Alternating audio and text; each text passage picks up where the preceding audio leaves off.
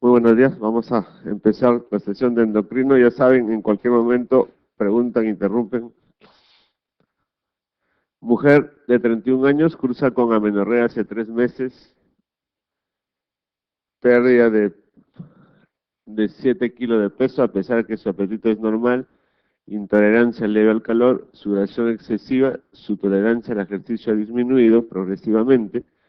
Antes corría 5 kilómetros 3 veces por semana y hace 3 meses ha disminuido la distancia y la frecuencia de sus ejercicios. Recientemente ha notado temblor de manos y dificultad para escribir. Tiene antecedente de madre con hipotiroidismo, padre con dilipidemia y cardiopatía coronaria y abuela con diabetes mellitus tipo 2. Al examen físico, una presión de cierto 30,50, frecuencia cardíaca 120, adelgazada, ansiosa, piel caliente, sudorosa, cabello fino y quebradizo, párpados retraídos, glándula tiroides aumentada de tamaño moderadamente, 2N, difusamente con soplo audible en el lóbulo derecho, ruidos cardíacos rítmicos y soplo sistólico 1/6 multifocal.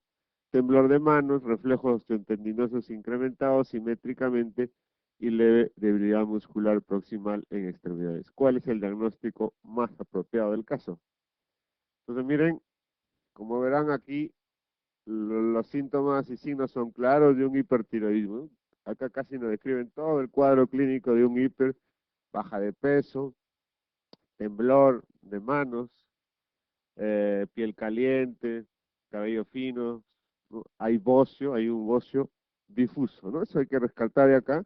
Además de los síntomas y signos de hiper, nos presentan a un paciente con un bocio difuso 2N. Esta medida 2N es una medida convencional, se refiere a la última a la falange distal del primer dedo de las manos, ¿no? Entonces, para cada paciente eso va a ser diferente, ¿no es cierto? Entonces, cuántas veces la falange distal está incrementado el tamaño del bocio, eso es lo que se denomina N.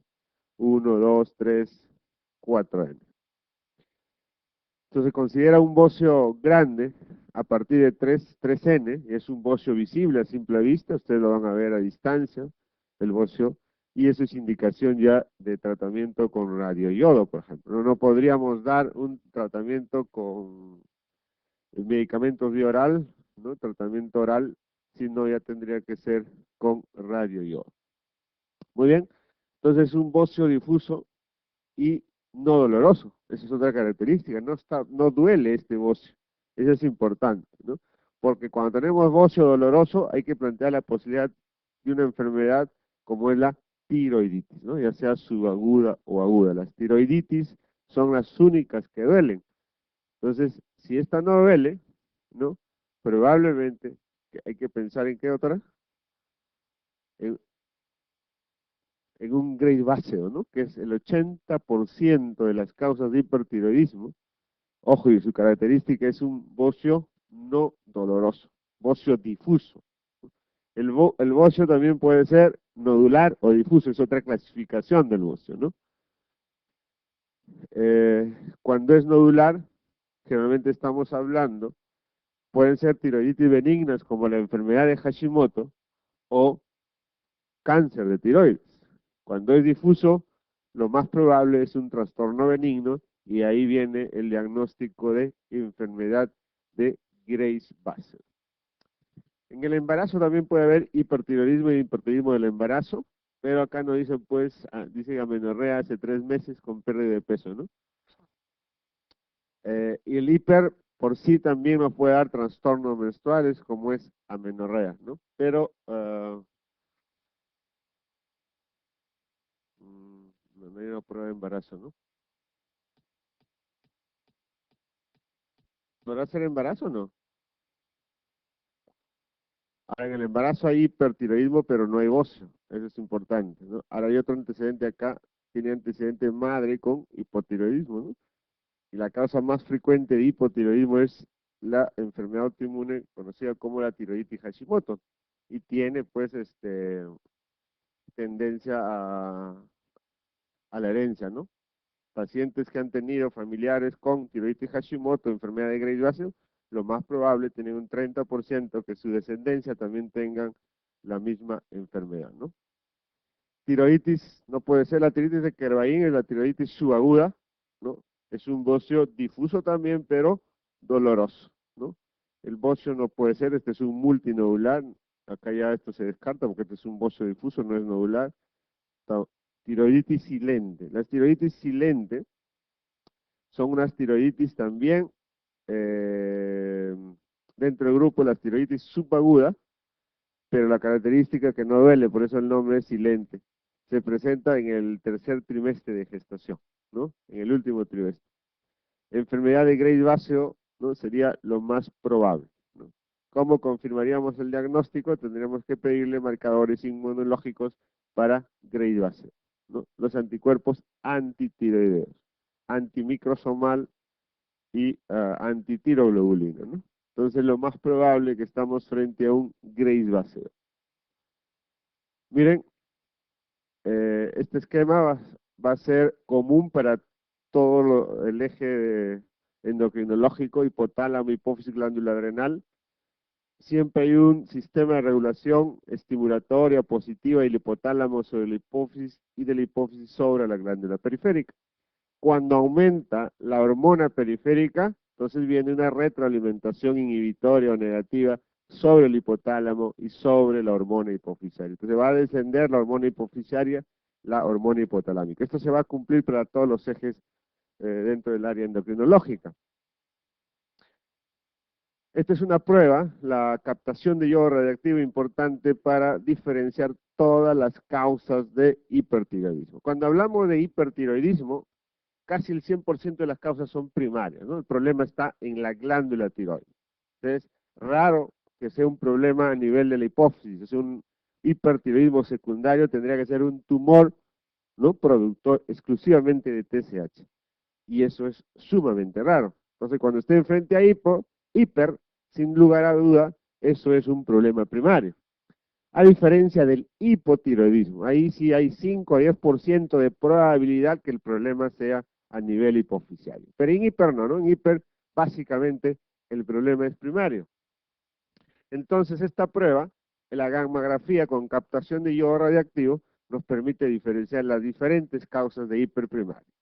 Aquellos pacientes que tienen captación del yodo radiactivo, ¿no? En forma difusa, ahí se encuentra el Graves váseo. No hay otra. Captación focal, solamente capta en algunas regiones. Puede ser el bocio único o adenoma funcionante, o el bocio multinodular funcionante, o también se llama tóxico, ¿no? La denominación tóxico nos da la información que ese bocio está produciendo hormonas. Porque yo podría tener un bocio multinodular eutiroideo, o sea, no produce ninguna hormona. Y en la historia natural de los bocios multinodulares es así, empiezan eutiroideos. Solamente van a encontrar bocio nodular, pero sus pruebas de función tiroidea, TSH, T3 y T4, son normales. En la evolución, algunos de esos pacientes pueden transformarse en funcionantes. Entonces, de ahí cambia el nombre, bocio multinodular tóxico o funcionante. Y acá en la columna derecha están todos aquellos pacientes que no captan, ¿no? El yodo radiactivo a la gammagrafía. Están todas las tiroiditis, ya sea subaguda, aguda o crónica. Ninguna tiroiditis capta, esto recuerden, esto es motivo de pregunta. Las tiroiditis no captan el yodo radiactivo. Si hay bocio, pero va a ser un bocio no captador, que el otro nombre que reciben cuando no captan son bocios fríos. Cuando captan el yodo radiactivo se denomina bocio caliente. Eso lo vamos a volver a repasar cuando hablemos de cáncer de tiroides. Tirotoxicosis facticia. ¿Cuál es esa? Son aquellos pacientes que toman hormonas tiroideas para bajar de peso, ¿no? Entonces desarrollan cuadro clínico de hipertiroidismo. Incrementa la producción de hormonas tiroideas T3, T4, pero inhiben la TSH. Y recuerden que la TSH es importante para mantener el tamaño de la glándula tiroides, el trofismo de la glándula tiroides. Si no hay TSH, no hay bocio, definitivamente no va a haber bocio. Entonces, en una tirotoxicosis facticia, la TSH está inhibida, está disminuida. Por lo tanto, no va a haber bocio. Y ustedes dirán, entonces, ¿por qué en el Graves básico sí hay bocio? Que también la TSH está suprimida, ¿no? En todos los hiperprimarios, la TSH está suprimida. No debería haber bocio. Pero el Graves básico, que es el 80% de las causas de hiperprimario, sí tiene bocio. La explicación es que el Graves básico es una enfermedad autoinmune, sintetiza anticuerpos, ¿no?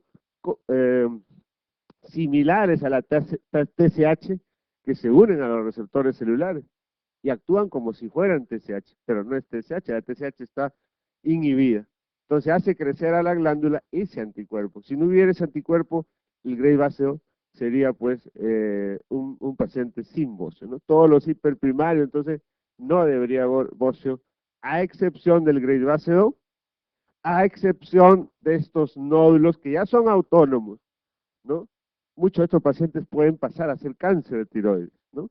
Pero esos son nódulos autónomos, ya no responden al eje hipotálamo hipófiso tiroideo. Son completamente autónomos, por eso es que pueden captar el yodo radioactivo.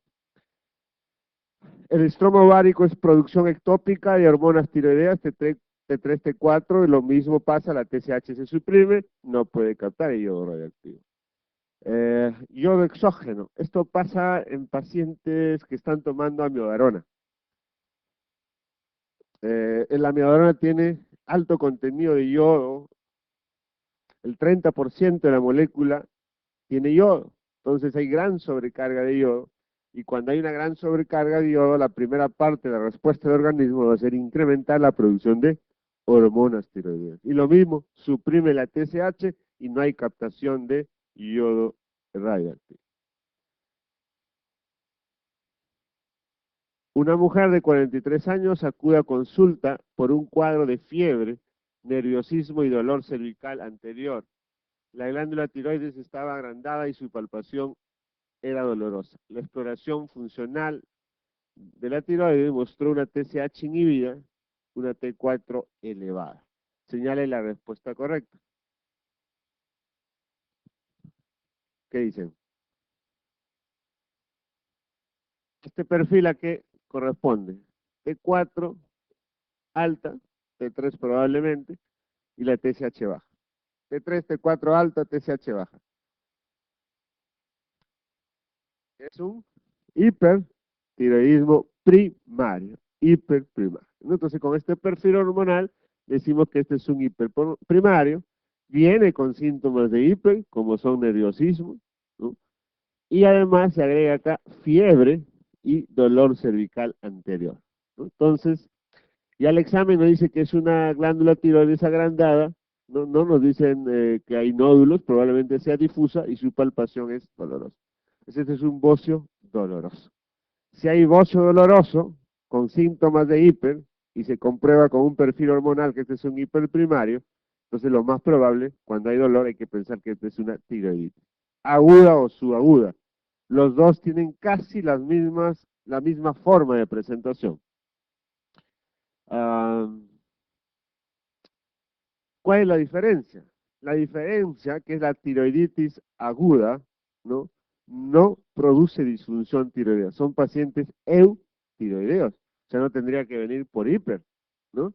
En cambio, los subagudos sí, en su primera etapa de los hipertiroidismos subagudos, tienen 3 etapas de presentación clínica las tiroiditis subagudas. Su primera fase, que dura 1 a 3 semanas, empieza con hiper.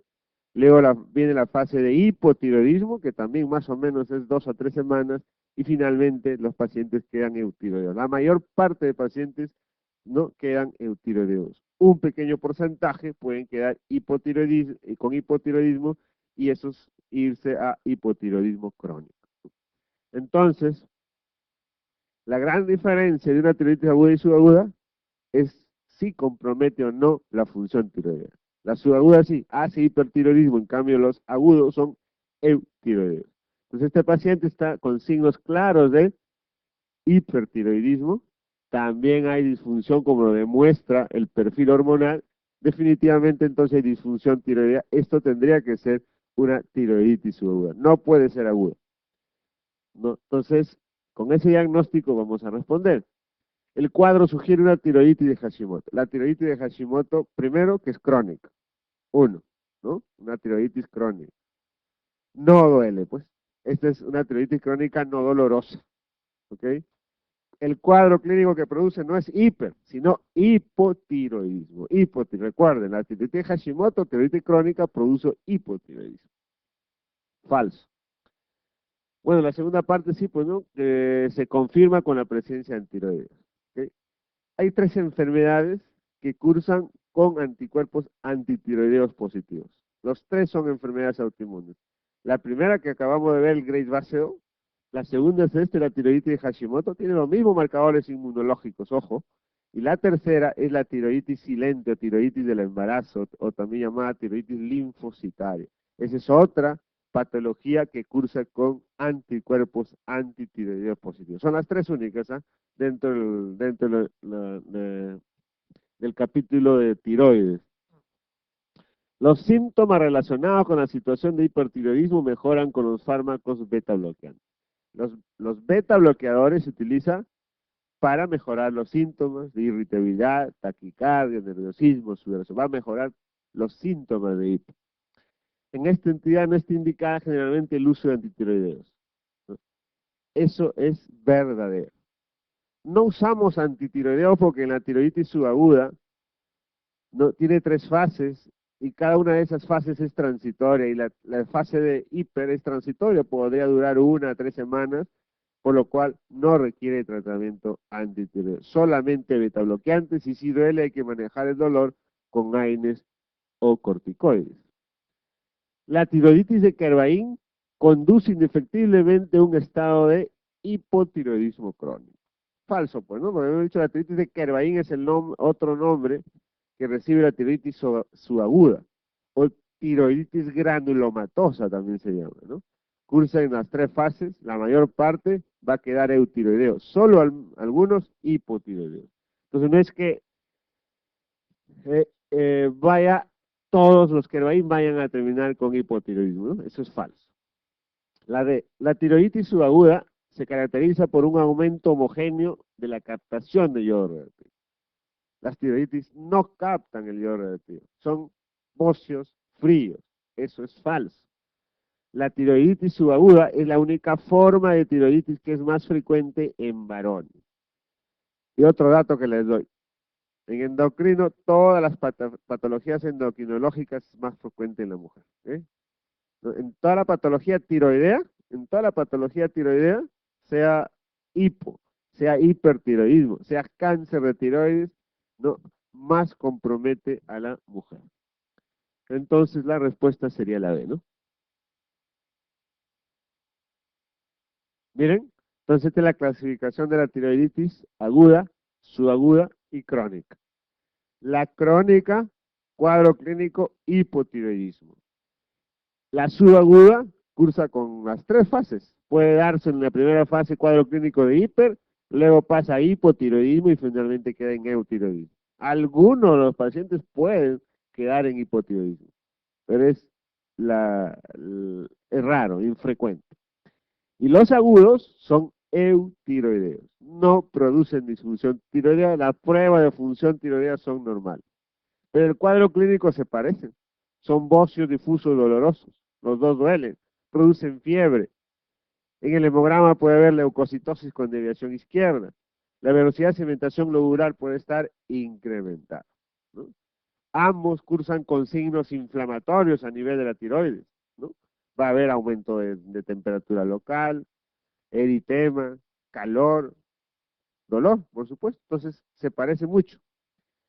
La tiroiditis aguda se parece más a un cuadro infeccioso, e incluso puede supurar, hacer un absceso, porque entre las causas de esta tiroiditis aguda están los virales, puede ser de causa piógena, ¿no? Gérmenes, bacterias.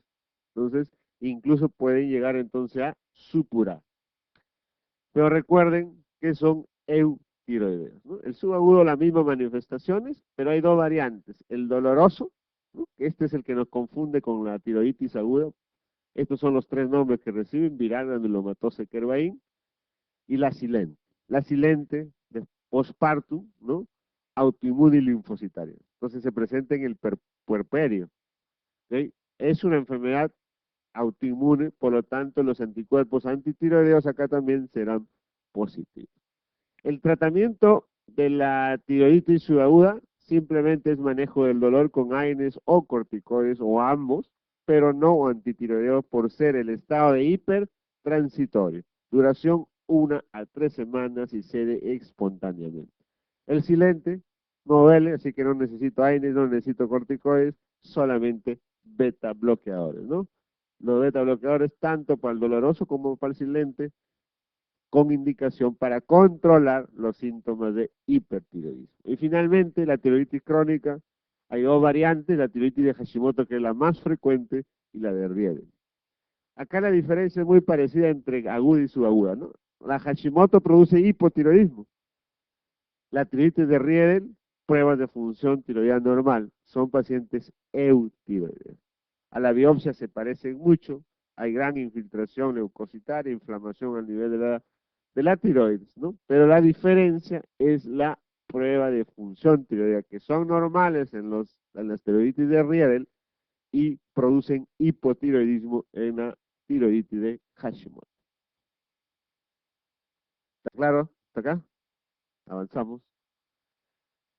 Mujer de 68 años con antecedente de un pequeño bocio multinodular eutiroideo y arritmia, por lo que ha sido tratada hace 2 años con amiodarona. Hace 2 meses presenta pérdida de 5 kilos de peso, deposiciones diarreicas de 1 a 3 veces por día, sin moco, sin sangre y sin dolor abdominal y palpitación. El diagnóstico más probable entre los siguientes es. Entonces, paciente de edad avanzada, mujer, tiene un bocio multinodular, eutiroideo, ¿no? Así empiezan los multinodulares, eutiroideos. En la evolución podrían convertirse en funcionantes y cambian de nombre, ya serían bocios multinodular tóxico o funcional, ¿no? Esta paciente además tiene el antecedente de arritmia, por lo cual empieza a tomar amiodarona hace 2 años, ¿no? Y después de tomar amiodarona, el paciente desarrolla baja de peso, diarrea y palpitación, que podrían ser síntomas de un hiper, ¿no? Un hiper subclínico, sin muchas manifestaciones, baja de peso, diarrea. Ese tipo de diarrea, sin moco, sin sangre, ¿no? Sin dolor abdominal, de tipo acuoso, es característico del hipertiroidismo, también de la insuficiencia suprarrenal crónica, ¿no? La insuficiencia suprarrenal también nos da ese tipo de diarrea, acuosa, sin moco, sin sangre y sin dolor abdominal, y además se agrega acá palpitaciones, ¿no? Entonces podría ser un paciente que está desarrollando hipertiroidismo. Veamos en las alternativas. El adenoma tóxico produce hiper, pero es un nódulo único. Así que este es un bocio multinodular, así que eso no puede ser. Bocio multinodular hiperfuncionante, podría ser. Hipertiroidismo por yodo.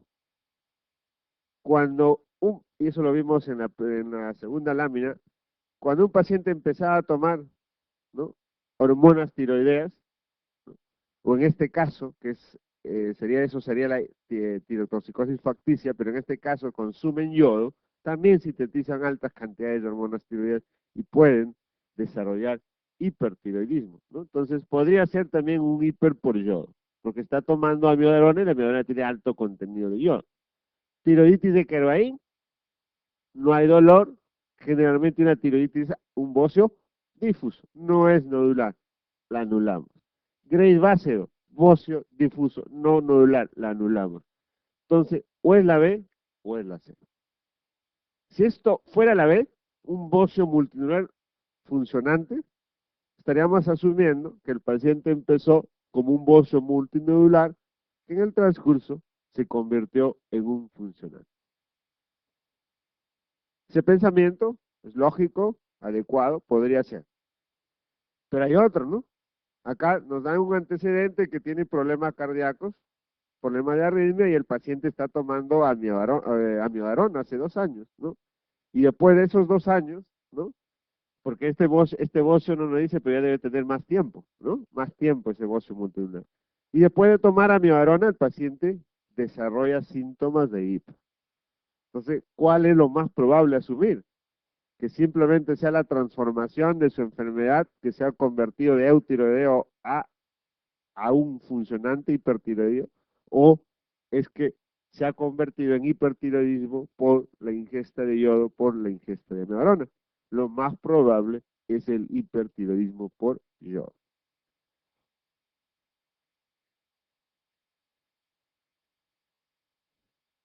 La amiodarona no solo puede dar hipertiroidismo, sino también nos puede dar hipotiroidismo. Y lo más frecuente es que nos dé hipo.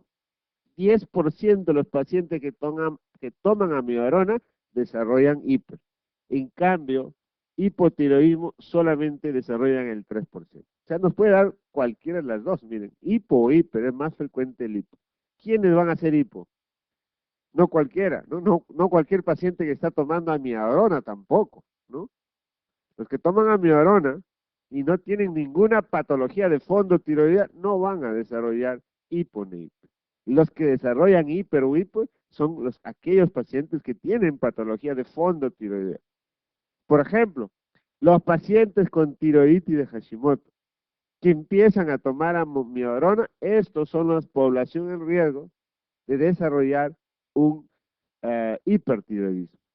¿En qué probabilidad? 10%. 10% de los pacientes con tiroiditis de Hashimoto que empiezan a tomar amiodarona pueden desarrollar hipotiroidismo. ¿Y quiénes tienen riesgo de desarrollar hiper? Aquellos pacientes con bocio multinodular o bocio único, tóxico. Estos pacientes con bocio nodular son, ¿no?, que empiezan a tomar amiodarona tienen riesgo, 3% de riesgo de desarrollar hipertiroidismo. Entonces son ese grupo, ¿ok? Aquellos que tienen patología de fondo tiroidea, no cualquiera. ¿Y cómo es que desarrollan hipotiroidismo? Es por este fenómeno, el fenómeno de Wolchaikov. Ese es un fenómeno fisiológico normal, y miren acá les voy a explicar. Este fenómeno aparece normalmente, es un fenómeno fisiológico que aparece frente a una sobrecarga de yodo. El paciente, miren acá está, esto es la captación de yodo, ¿no? No, esta es la captación de yodo y esta es la producción de hormonas tiroideas, ¿sí? Entonces, un paciente, cuando tiene sobrecarga de yodo, inicialmente va a empezar a aumentar su captación y producir más hormonas tiroideas, hasta un cierto límite, ¿no? Eso no va a ser en forma ilimitada, gracias a este fenómeno de Wolchaikov. Gracias a este fenómeno, el paciente inicialmente empieza a sintetizar grandes cantidades de hormonas tiroideas hasta que aparece el fenómeno de Wolchaikov y lo bloquea. Y lo bloquea, ¿no? Y ya no permite la captación de más yodo y entonces empieza a descender la producción de hormonas tiroideas. Y si el fenómeno no desaparece, este paciente va a desarrollar hipotiroidismo. ¿En cuánto tiempo desaparece este fenómeno normalmente?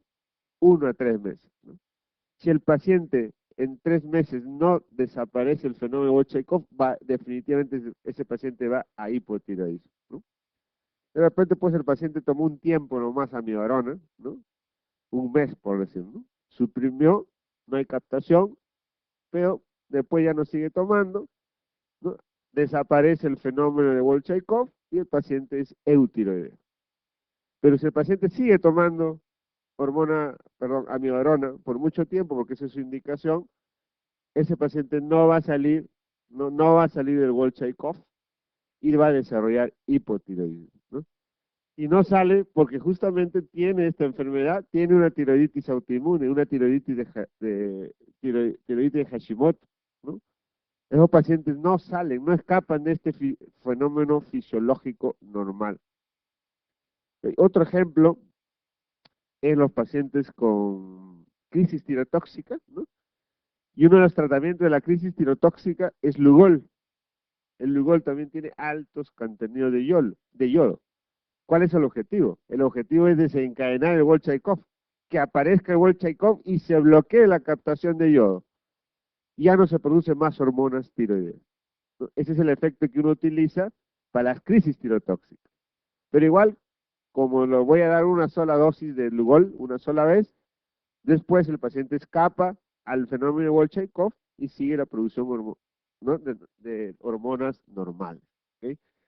Pero estos pacientes con tiroiditis de Hashimoto no escapan. 10% de los pacientes con tiroiditis que están tomando amiodarona no escapan al fenómeno de Bolshakov y desarrollan hipotiroidismo.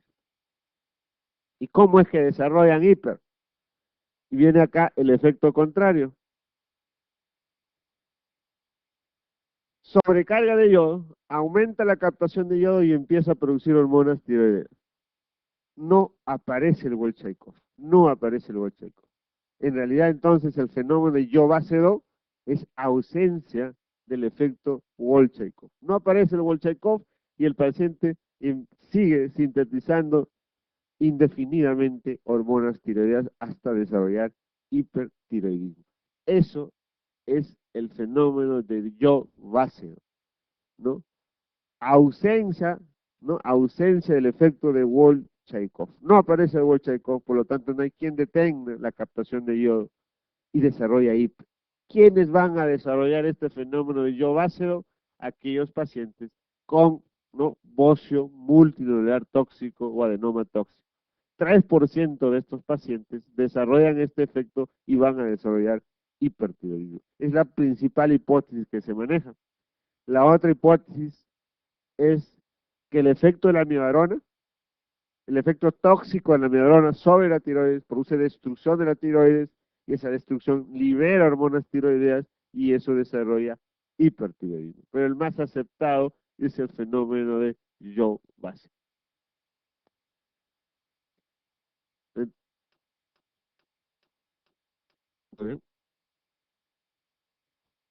Vamos con la siguiente pregunta. Un paciente sin antecedente de tratamiento farmacológico presenta nerviosismo, palpitaciones, sudoración, calor, temblor y pérdida de peso. A la exploración física tiene una piel caliente y sudorosa, temblor de lengua y manos, bocio y una frecuencia cardíaca de 104. Un estudio tiroideo revela TSH discretamente elevada, con cifras altas de T4 y T3 libres. ¿Cuál de las siguientes pruebas será la primera a realizar en el diagnóstico etiológico? 30 segundos. ¿Qué dicen? ¿Cuál fue la respuesta, doctora, que marcó? Igual, tiene que marcar algo, no hay puntos en contra, ¿no? Doctor, ¿usted? ¿Qué letra? C. Sí, anticuerpos antitiroideos. La A, un T de TRH. ¿Usted, doctora? A, T de TRH. Doctor, la B. B, ya estamos completando, falta la D y la D. ¿Usted, doctora? La A. Muy bien.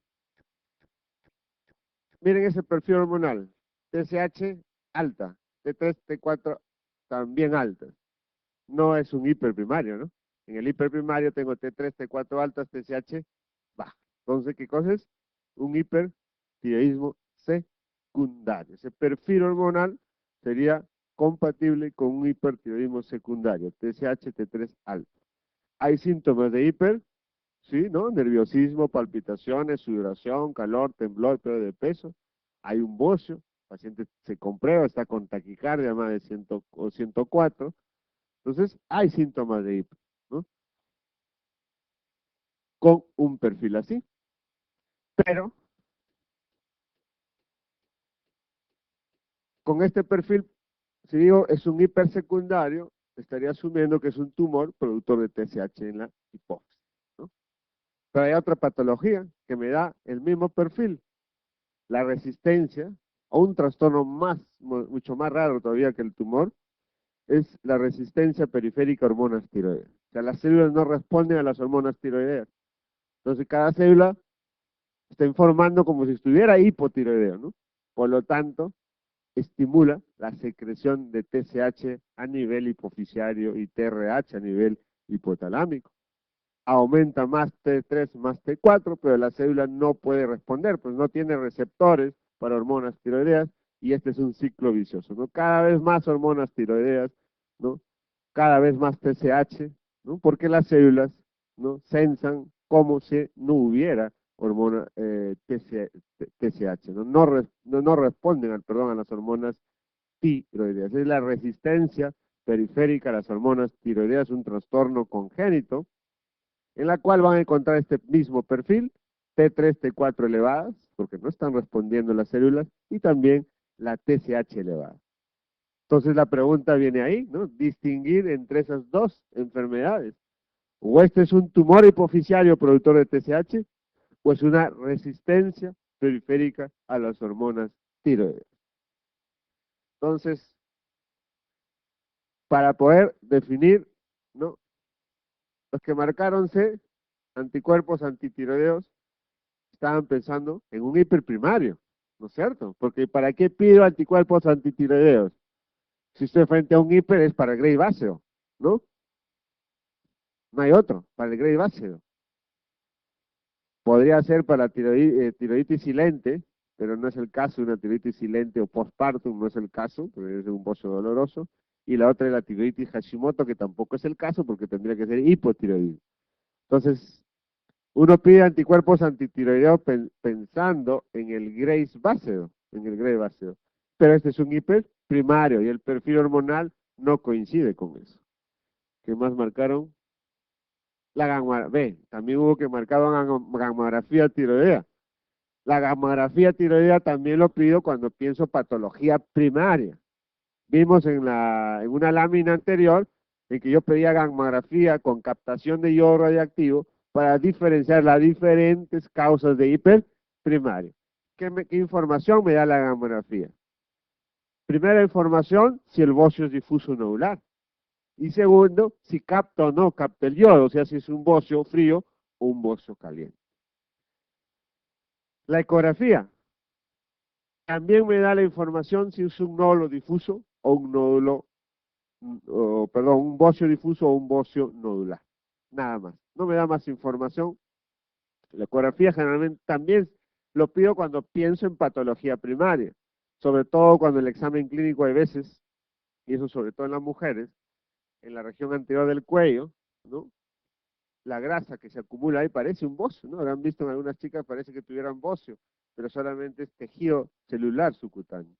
Entonces, y uno palpa, ¿no?, y pues puede simular un bocio. Cuando hay inseguridad ahí, pide una ecografía, y la ecografía me dirá si hay bocio o no hay, y si es nodular o es difuso. Ese es el único papel de la ecografía, ¿no? Captación tiroidea, yo lo mismo, ¿no? Lo mismo que la gamografía, utilizo la gamografía para utilizar la captación de iodo radioactivo. Entonces, las 4 pruebas, de la B hasta la E, sirven para evaluar patología primaria, cuando estoy pensando que el problema está en la tiroides. Por lo tanto, sin saber nada más, ya marco la A, pues, ¿no? Un test de TRH, lo único que me queda. Entonces, miren, cuando tengo este perfil, si tengo este perfil T3, T4 alta y TSH baja, ese es un hipertiroidismo primario, ¿no es cierto? Y de todos los hiper, esto es lo más frecuente. Miren, y acá tendríamos otro, T4 alta, T3 alta y TSH alta. 2 posibilidades. Un hipertiroidismo secundario, un tumor productor de TSH o resistencia periférica a hormonas tiroides. Esto es lo que nos preguntan, ¿no? Tienen el perfil así, el paciente con síntomas y signos de hipertiroidismo, ¿no? ¿Qué prueba utilizo para distinguir entre estas dos? Pues no te están dando estas dos enfermedades, pero son las dos únicas que nos producen ese tipo de perfil. Entonces, ¿cómo voy a diferenciar si es un hipersecundario o una resistencia periférica a hormonas tiroideas? Para eso, tengo que utilizar la prueba de TRH, ¿no? Y esta es otra forma de presentación cuando hay disfunción tiroidea por hiperfunción, el hipertiroidismo subclínico, ¿no? El paciente tiene T3 y 4 normal, pero TSH descendida. El perfil en cuanto en relación a la TSH se parece al hiperprimario, los dos tienen TSH baja. La diferencia es en la hormona periférica, el hiperprimario, T3, T4 alta, y TSH, y acá en cambio en el subclínico, T3 y T4 normal. Este nombre subclínico justamente se refiere a que el paciente puede ser completamente asintomático o tener uno o dos síntomas o signos de hiper. Entonces el diagnóstico clínico es bien difícil en este tipo de pacientes, ¿no? De repente simplemente viene en baja de peso nada más, o viene simplemente por fibrilación auricular o una taquicardia sinusal. Y no va a haber todo el espectro que hemos visto de hiper, no lo van a encontrar. Son los llamados subclínicos, uno o dos manifestaciones clínicas de todo el espectro clínico del paciente. Muy bien, entonces volvamos a lo nuestro acá. ¿Cómo diferencio estas dos patologías? Hago el test de TRH. ¿Ok? Hago el test de TRH. Miren, si yo administro TRH al paciente, ¿no? ¿A quién va a estimular a TRH? A la hipófisis, ¿no? A la hipófisis para que produzca TSH. Entonces yo administro TRH, ¿no? La hipófisis me responde aumentando la producción de TSH. Aumenta la TSH. ¿Ok? Si aumenta la TSH, entonces esa hipófisis está bien o está mal. Está bien, pues porque está haciendo lo que le corresponde. Frente a la administración de TRH, normalmente lo que debe ocurrir, si la hipófisis es normal, entonces aumentar la producción de TSH. Por lo tanto, esta prueba me está diciendo hipófisis está normal.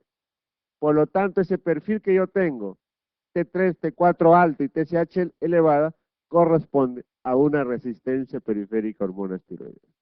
Pero ¿qué pasa si yo administro TRH y no incrementa la TSH? La TSH está igual que el basal. Entonces, la que está enferma es la hipófisis no está respondiendo a la TRH. Entonces el problema es a nivel hipofisiario. Ese es un hipertiroidismo secundario, un tumor hipofisiario.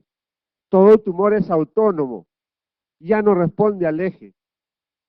Y eso se cumple para todas las glándulas endocrinas. Tumores ya no responden al eje. Este no responde al eje, es un tumor autónomo que está produciendo TSH, ¿no? Su TSH basal está exageradamente, ¿no? Si, vamos a suponer, la TSH normal es 5, y este por ser un tumor basal tiene 50, ¿ok? 50. Yo le administro TRH, ese 50 que sería basal para este paciente que tiene un tumor debería incrementarse a 100, pero no lo hace, no responde a la TRH. No confundan, ¿eh? O sea, basalmente, pues, como es un tumor acá, es un tumor, la TSH está alta, más de lo normal. Pero cuando yo administre el TRH, eso debería incrementarse más todavía, pero no lo hace. Se mantiene igual que el basal. Entonces, la TRH es una prueba que me sirve para diferenciar, ¿no?, estas dos enfermedades, una hipersecundaria y una resistencia a hormonas tiroideas, porque tienen el mismo perfil hormonal. ¿Ok? ¿Está claro? Bueno, avanzamos. Y esto es la patología por hipofunción tiroidea, ¿no? Les dije que en ¿no? En hipertiroidismo, casi el 100% es ¿no?, hiperprimario. Pero ¿qué pasa con el hipo?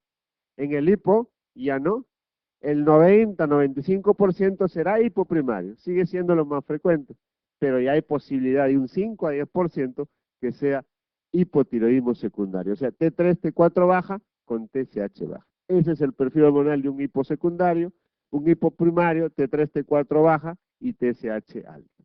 ¿Okay? Y también tenemos el hipotiroidismo subclínico. Todo subclínico se parece al hipoprimario. La TSH se incrementa, la única diferencia es en las hormonas periféricas. Acá está normal y acá está baja. Y lo mismo, ¿no? Estos tienen uno o dos síntomas de hipotiroidismo. Aumento de peso nada más, puede venir el paciente, ¿no? Señala la respuesta falsa referido a la tiroiditis subaguda de Kervain. Si algo no queda claro, levantan la mano, dicen no quedó claro y lo repito. La idea es que después de esto ya salgan pues con mínimo de dudas, ¿no? De repente podría quedar algo, lo podemos dejar para el taller de reforzamiento, pero la idea es que ya no quede pues dudas, ¿no? O sea, no se inhiban de preguntar, ¿no? La idea es que pregunten, pues, lo vuelvo a repetir, ¿no? Mejor es así. ¿Cuál sería la respuesta?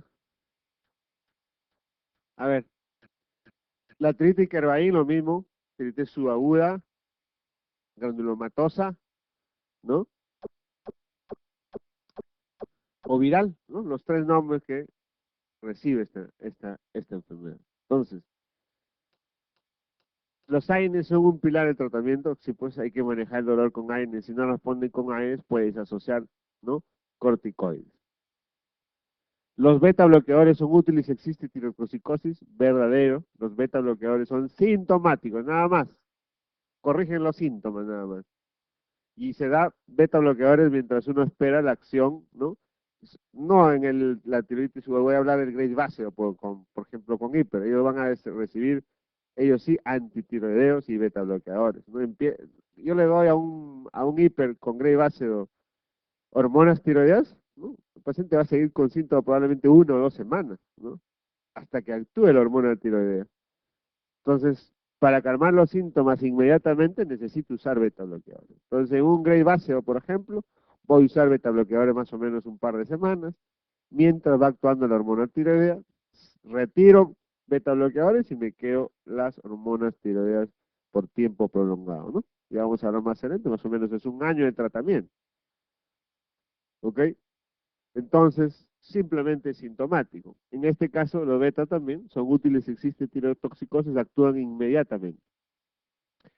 Cuando existen síntomas importantes locales o sistémicos, es útil añadir corticoides. ¿Sí? Puede ser. El propiltiuracilo, este es un antitiroideo, y otros antitiroideos deben utilizarse si existe tirotoxicosis. Esa es falsa, ¿no? Está contraindicado antitiroideos porque esta tiroiditis, el hipertiroidismo que produce esta tiroiditis es transitorio. Entonces, contraindicado. La BCG está elevada, hay leucocitosis, desviación izquierda, ¿no? Todas esas otras manifestaciones. Entonces, recordar, sí beta bloqueadores, pero no antitiroideos. ¿Qué clase de tiroiditis favorece el desarrollo ulterior del linfoma? ¿Cuál de esas tiroiditis van a transformarse en el tiempo a un linfoma tiroideo? Y dicho de paso, el linfoma tiroideo es una forma rara, ¿no? De cáncer de tiroides. El cáncer más frecuente es el cáncer papilar, luego le sigue el folicular, ¿no? El linfoma tiroideo está en las misceláneas, en lo raro. Para que se produzca cáncer de un proceso inflamatorio, el proceso inflamatorio tiene que ser crónico, ¿no es cierto? Un agudo no te va a generar cáncer. Entonces, bajo esa premisa podemos ayudarnos. La tiroiditis de Carvaín es subagudo, pues un subagudo no te va a ir a cáncer. La tiroiditis silente es otro subagudo, ¿no? La tiroiditis de Riedel, ese sí es crónico, tiroiditis crónica. Tiroiditis Hashimoto también es crónico, podría ser. Tiroiditis inducida por amiadonas, ya eso es también, puede ir a cronicidad, pero esto realmente el diagnóstico es agudo, ¿no? Entonces, es la C o la D, ¿no? Entonces está relacionado con la tiroiditis de Hashimoto, ¿no? La que produce hipotiroidismo como cuadro clínico. Recuerden, la tiroiditis de Riedel también es una tiroiditis crónica, pero es eutiroidea, no produce disfunción tiroidea. En cambio, la tiroiditis de Hashimoto sí nos lleva a hipotiroidismo y eso en el tiempo podría desarrollarnos un linfoma tiroideo. Respecto al tratamiento de la enfermedad de Graves, ¿cuál de las siguientes afirmaciones es falsa? ¿Qué dicen? La enfermedad de Graves ácido, ¿no? Vamos a usar en el tratamiento beta bloqueadores transitoriamente, ¿no? 2, 3 semanas, luego antitiroideos, sí, por un periodo de un año, ¿no? Es el tratamiento.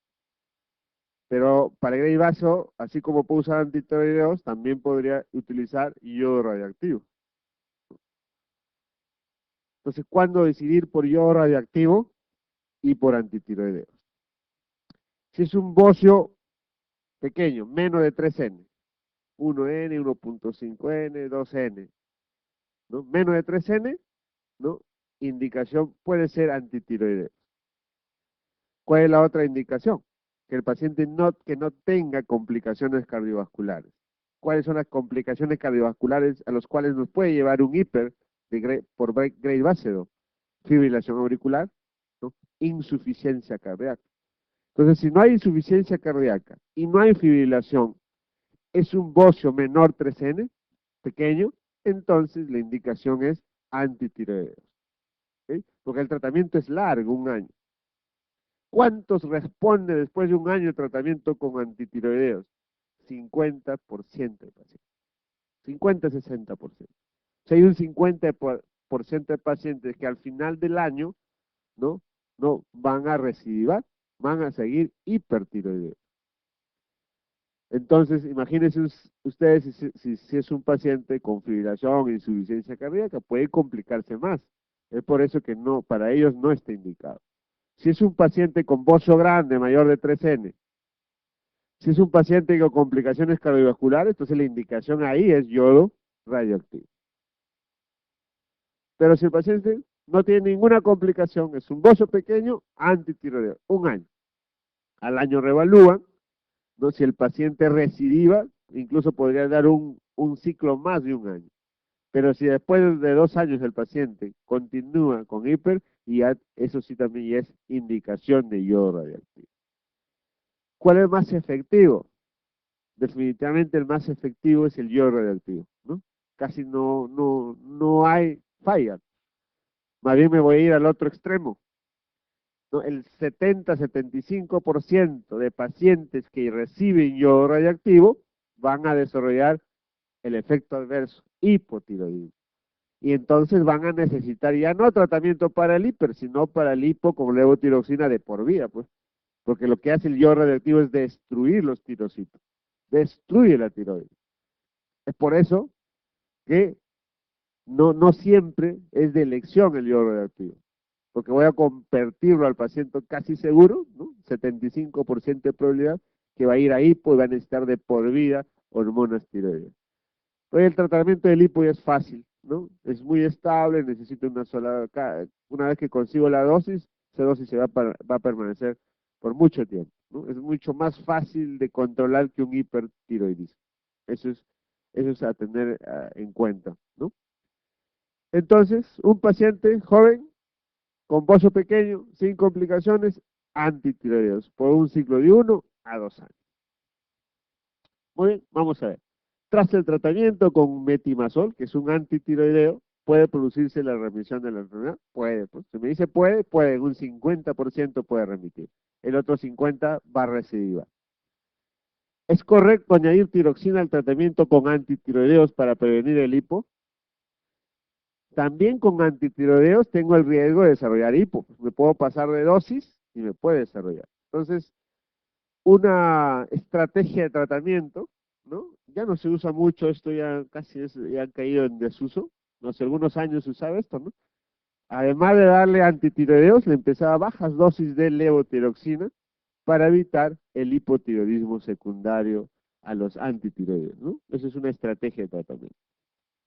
El riesgo de recurrencia del hipertiroidismo es mayor tras el tratamiento con yodo radioactivo que con antitiroideos. O sea, si yo uso yodo radioactivo, hay más fallas que usar antitiroideos, ¿cierto?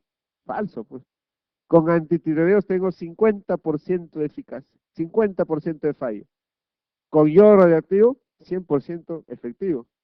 El problema es que va a desarrollarme hipotiroidismo. Eso sería lo falso. El tratamiento de elección de la enfermedad grave durante el embarazo es el propiltiroacido. Recuerden este fármaco. El propiltiroacido es el antitiroideo de elección